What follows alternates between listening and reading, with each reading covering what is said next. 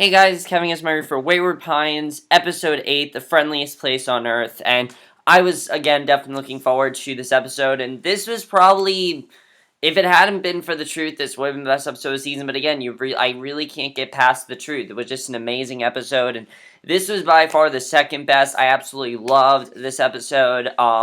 Such an intense episode. We're going in such an intense direction, especially looks like next week things are going to get crazy. Let's get in this episode. A lot happened, and there's a lot to talk about. So, as we know, last week, Ben, of course, Ben and Amy were in that explosion, and they were hurt really badly. And Ethan carries Ben right to the hospital. He's yelling for a doctor because the sooner he gets a doctor, the more better chance his son could get healed. So, as doctors lead Amy off, Pam comes over and assures Ethan that Ben will receive the best care possible. And of course, Ethan isn't really sure if this is even, really doctors or if this is even going to work. But I like that she told him, no, you have nothing to fear. And I thought that was really good. So later, the doctors are stabilizing Ben, and Teresa's called. And Dr. Carroll assures Ethan and Teresa that there doesn't appear to be any brain injury. And if Ben wakes up in the next 24 hours, then he should fully recover, which I thought was really good. So am I upset that they didn't kill off Ben? No, because I actually really like Ben's character and I want them to keep him around. I don't want them to kill him off. So, Teresa, meanwhile, is blaming herself for not keeping Ben home, and Ethan assures her that it's not her fault. It has nothing to do with her. It really doesn't. It has to do with, Kate, the people that planted the bomb. That is really who it has to deal with.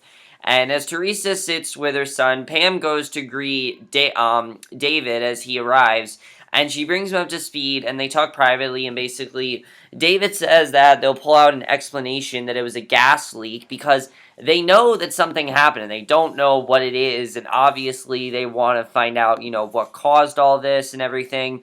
And basically, Pam warns that people are already talking and suggests that they hold a celebration of life in Wayward Pines, which I thought sounds like a good idea, to distract people from talking about them. So, out in the woods, Harold and Wayne check Eric and confirm that he's suffering from eternal bleeding, and basically Tim arrives with food, water, and first aid, and tells Harold that Ruby had to go back to work so she wouldn't be missed. And Harold says that Eric was caught between the dumpster and the truck, and Wayne refuses to take him to the hospital. Tim says that he can't stay, and basically he takes off. So, in her cell, we see Kate is sleeping and dreams of the past, because as we know, she is in prison, so... And then we see in this padded cell, Kate tells David that she has to get out, and she figures that Wayward Pines is a government experiment, and it says that she isn't making any progress, and Kate demands to talk to someone in charge, and David walks out, and Pam comes in and gives her an injection, because obviously they want to distract her. So Kate wakes up from her nightmare and looks around.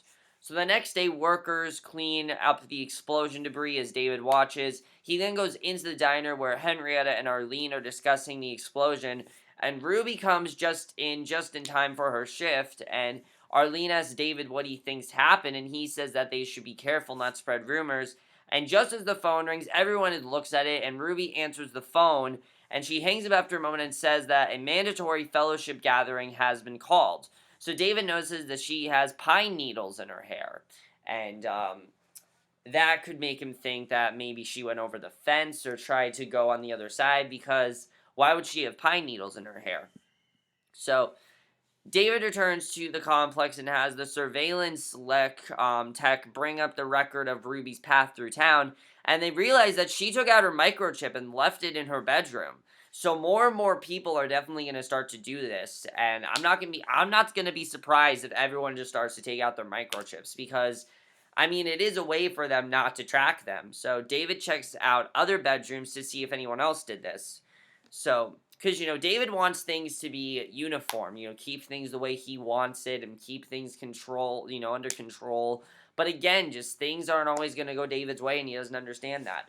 So Ethan sees Kate and demands to know where Harold and the others are, because he knows that they're responsible for this, and he tells her that Ben was caught in the explosion, and Kate says that the bomb was meant to go off of the fence, and Ethan says that they couldn't afford that to happen, which, it was a good plan, to bomb the fence to figure out what's on the other side of it, but Kate says that she believes what she knows in her heart, while Ethan believes what they tell him, and That's not true. I mean, what Ethan's saying is the truth. Again, Kate just doesn't want to believe him because it just doesn't sound logical. And she accuses him of always following orders, and Ethan says that he's just trying to make sure nobody gets killed, and he asks why she doesn't trust him. And Kate insists that the people want to be free, and she owes them the chance. So she wants them to be free, and she wants things to go well for them. So David goes to his office, and Pam updates him on Ben's status. He tells his sister that Ruby is one of the insurgents and figures that someone on the surveillance team is working with them. So Pam insists that they're loyal but agrees to conduct a full security check, and Ethan is then driving around the outskirts of Wayward Pines, coordinating with the security teams, basically. That's what he's doing. So Pam questions the surveillance technicians, Vince and Gina, and they insist that they're loyal, and Pam continues questioning people because she wants to know if anyone knows what's going on. So, because she wants to know if anyone else took out their microchips and see what's going on there.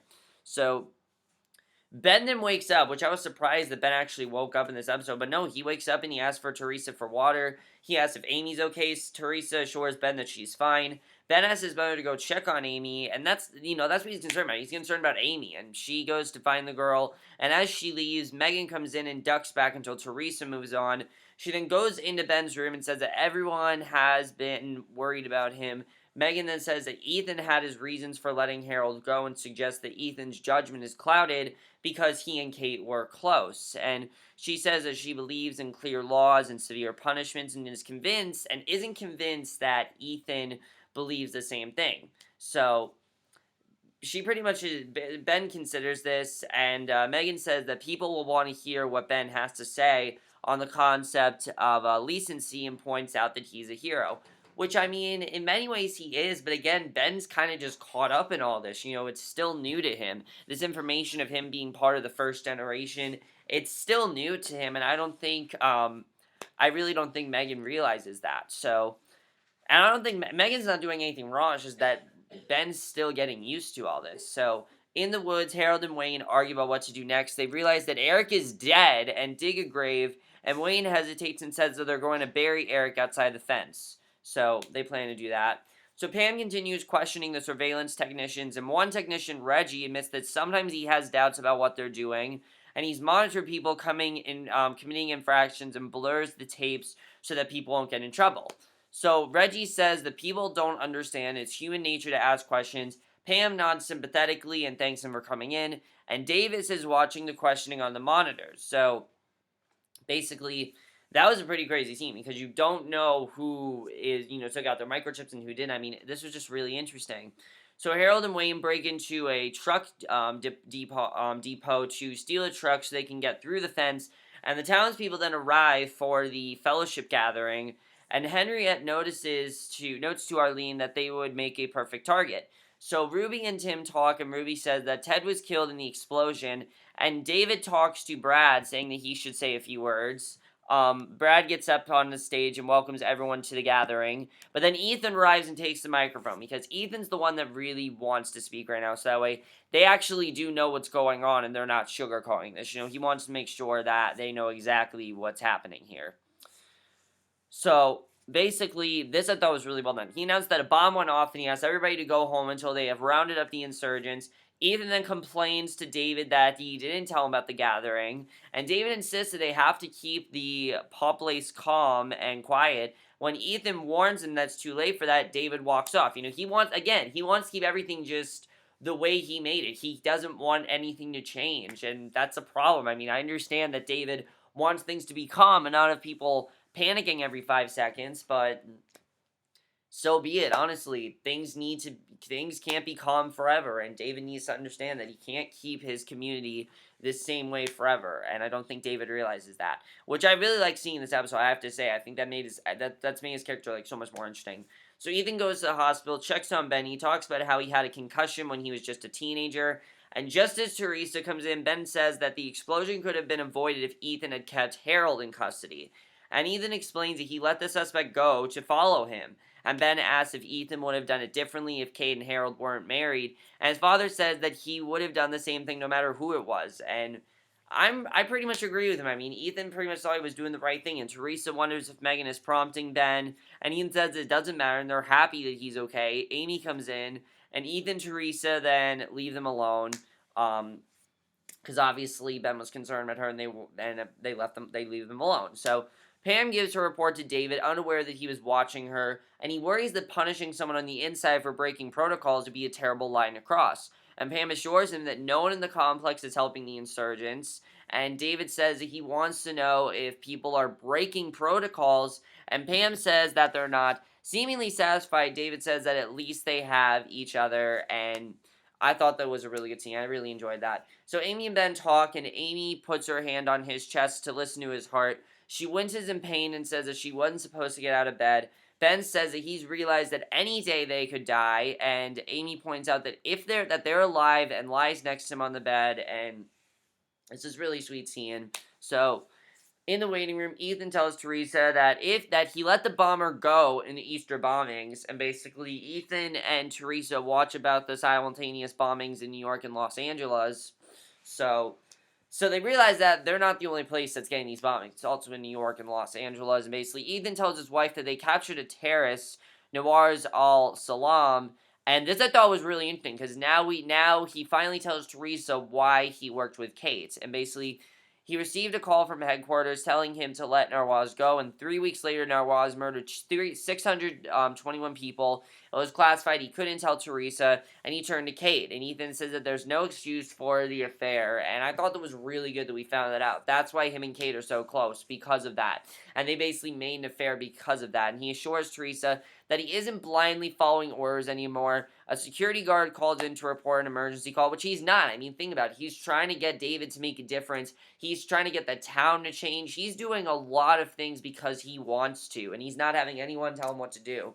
So Teresa thanks Ethan for telling her what happened. I thought that was really sweet that he did tell her what was going on. That was definitely very good. So after Ethan leaves, Teresa sees Megan and reminds her that Ben is her son and not Megan's, and she questions if Megan has been undermining her, and she asks what she's been telling the children. And Megan says she's just trying to be as helpful as possible, and Teresa tells her to stay far away from her family and walks away. So Ethan drives to the truck depot, and the workman says that someone stole a dump truck. And when the man wonders if there's going to be another bomb, Ethan suspects that the truck is the bomb. So it's not so much that there is a bomb, it's that the truck was the bomb. So basically they have to get rid of the truck. So Kate then sits in her cell and remembers the past again. And David asks Kate about her nightmares. She says that she hasn't had any in years since she accepted life in Wayward Pines. And in her old life, Kate had a great degree of fear, and she fled on the adrenaline, but in Wayward Pines, she's been forced to live one moment at a time. So David asks if her and Harold have thought about children and assures Kate that she would be a great mother. And I'm pretty sure that's how that whole conversation came up like we saw last week.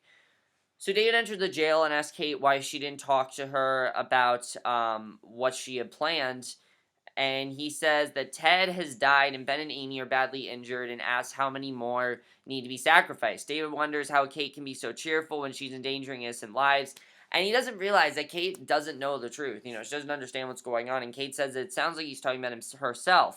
And she misses she knows David's true identity and asks what Wayward Pines it really is. And David says that he thought if he could make Kate conform, that he could make anyone conform. And basically, they wouldn't need any reckonings. But Kate warns him that what he's doing wouldn't work if he keeps people in the dark. David says he's keeping people alive. He says that he chose whether they would have safety or freedom and walks out. And it seems like next week that she's going to get herself killed. I mean, we see in the promo next week that Ethan is basically going to be forced to, murder her. I mean, she's probably going to get herself killed. She's getting more and more curious, and curiosity really killed the cat. That's what it's going to be for her.